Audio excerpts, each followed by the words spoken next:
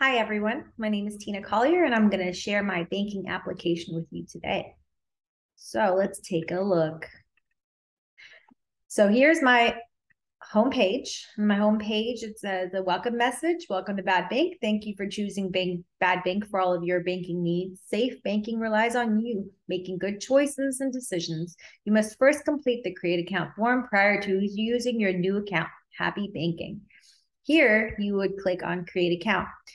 This form does not allow you to click the Create Account button until it has been filled in. So if you put in a name,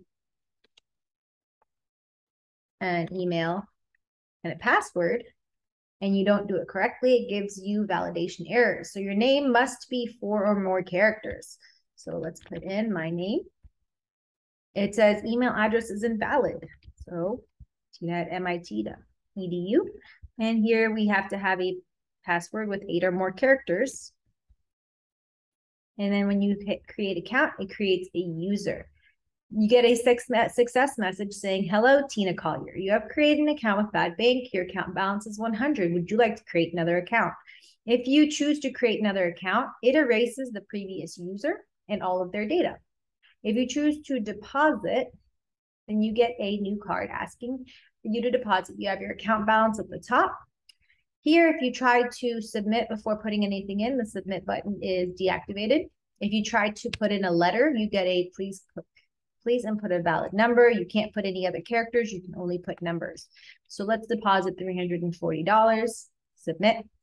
And then it gives you the option to deposit again, withdraw again, or see your data. If we go to withdrawal, it's the same as deposit. You cannot put in any characters other than a number. The submit button is deactivated if you don't put in a number. And if you try to take out more than is in the account, you get an error that says withdraw request larger than account balance. So you hit submit, you get a success message, and then you can go view your all data. In your transactions, it saves the user, the action that was done, the amount, and it tells you your current account balance.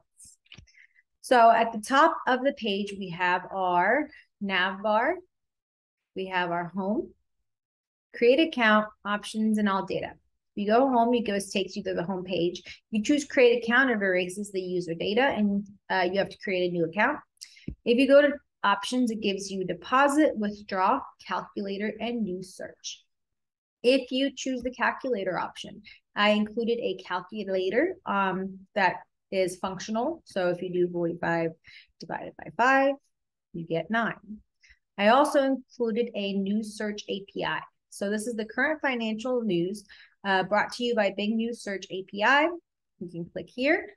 It gives you 5 pages and then 5 pagination tabs. So you have 1, 2, 3, 4, 5, 2, 3, 4, 5, all with unique news stories for you to check out. It takes you to a new tab if you do click on one.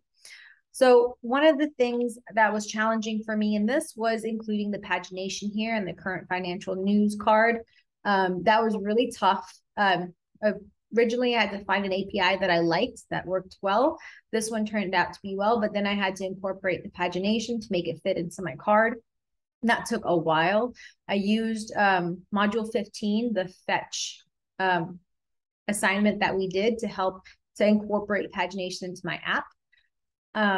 Another thing that I found difficult was making the deposit and withdrawal and the all data all work together. Again, use context helped with that. That took a while. And then getting the design styling the way I wanted it, took a little bit of work also. For the code, I used Create React App. And instead of using Bootstrap, I used React Strap just because it was a little easier to work with for me. For the form component for the create account, I created 3 separate components. I had a validation component, a use form component, and a form component. And those 3 work together to be put on this card, on the form card. So that took a bit of work also. I did not use Formic. I created my own form validation and my own form. And I also wanted to add a little bit other functionality to this website with the calculator and the news search, because when you go to a banking website, they do have other utilities to use, such as a calculator.